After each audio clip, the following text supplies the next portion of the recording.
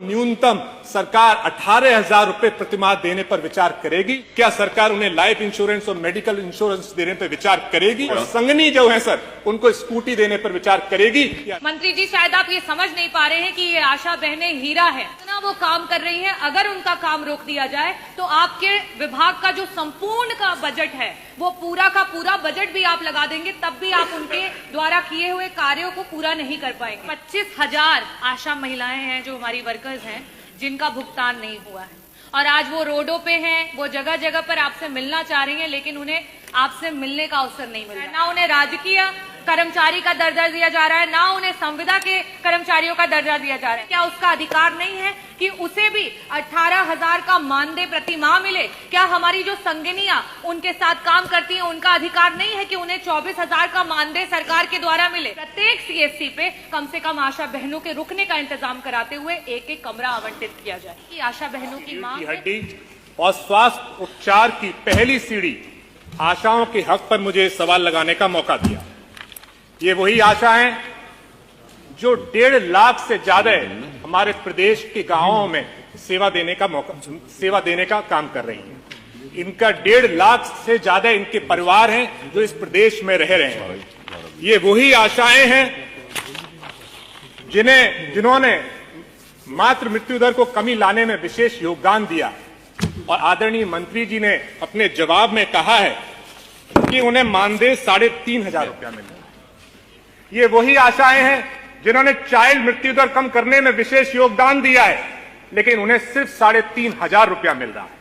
ये वही आशाएं हैं जिन्होंने परिवार नियोजन को सफल बनाने में विशेष योगदान दिया है और उन्हें सिर्फ 3,500 रुपया मिल रहा है। ये वो नहीं, भूमिका तो बताएंगे वो तो ये वही आशाएं हैं जिन्होंने टीकाकरण को सफल बनाने में विशेष योगदान दिया है और उन्हें सिर्फ 3,500 रुपया मिल रहा है।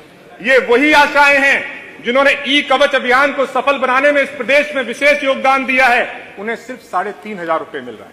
ये वही आशाएं हैं जिन्होंने आभा आईडी को सफल बनाने में विशेष योगदान दिया है और मंत्री जी सिर्फ 3,500 रुपए दे रहे हैं। ये वही आशाएं हैं जो हमारे गांव में पहला कांटेक्ट है जब कोई आदमी बीमार पड़ता है। ये वही आशाएं हैं जिन्होंने आयुष्मान कार्ड को सफल बनाने में विशेष योगदान दिया है और मिल रहे हैं सिर्फ 3,500 रुपए। ये वही आशाएं हैं जिन्होंने जननी सुरक्षा योजना को सफल बनाने में विशेष योगदान दिया है और मिल रहे हैं 3,500 रुपए। बाल स्वास्थ्य गारंटी योजना को, टीबी मुक्त योजना को सफल बनाने में विशेष योगदान दिया है, मिल रहे हैं 3,500 रुपए। सचिन को जरूरी थोड़ी है कि 5 मिनट इन आशाओं को 5-5 किलोमीटर सर घूमना पड़ता है, जाना पड़ता है। इन आशाओं को कभी कभार जिले की मीटिंगों में, सीएमओ की मीटिंग में, सीएससी की मीटिंग में अपना पैसा खर्च करके जाना पड़ता है।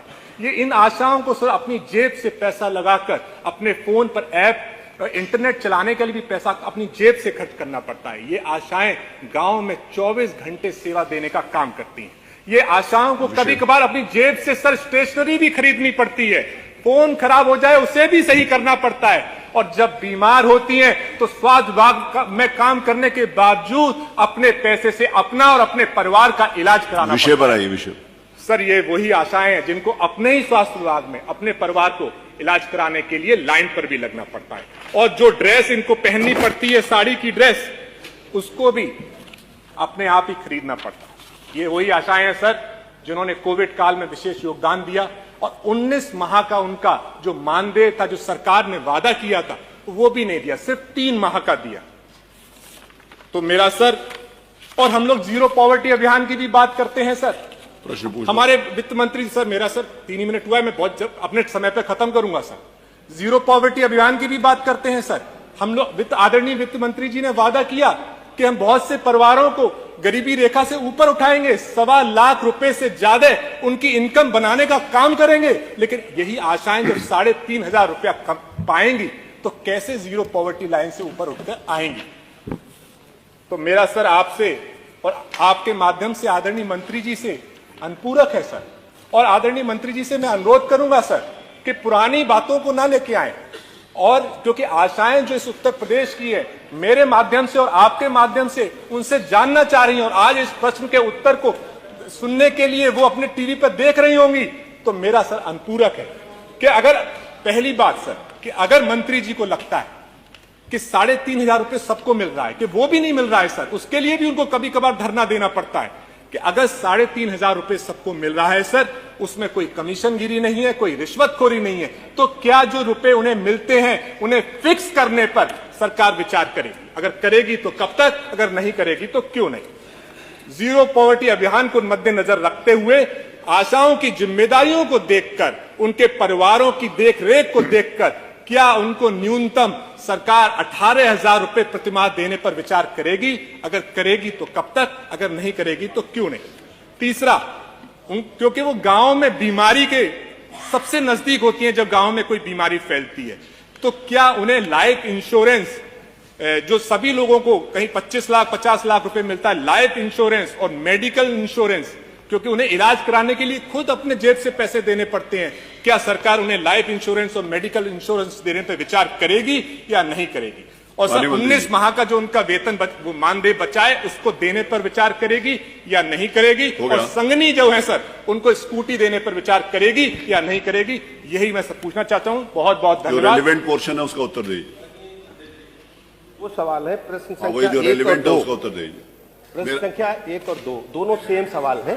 मैं अनुरोध करना चाहूंगा कि दोनों को क्लब कर लिया जाए। कौन से? ये कैसे लगे मैं समझ नहीं पाया, मैंने अनुरोध किया था। ये 1 नंबर और 2 नंबर सेम सवाल। 2 नंबर किसका है? डॉक्टर रागिनी, क्या इनका? दोनों सेम है। दूसरा अध्यक्ष जी, मेरा अनुरोध ये है, हम लोगों को 3 बरस काम करते हो गया, ये भी इनका भी आ जाए प्रश्न। मैं आपके बाद अनुरोध कर लूं, विभाग के बारे में, वर्कर्स के बारे में, उनकी कार्यप्रणाली के बारे में पूरे प्रदेश को पता, विधानसभा सदस्यों को पता, मंत्री को भी पता, आपको भी पता है। उसका डिस्क्राइब न करते हो, अगर केवल पॉइंटेड सवाल पूछेंगे तो हम जवाब पूरे 18 का दे देंगे, और नहीं तो विस्तार में होता क्या है, केवल ये छपास की वजह से हो रहा है।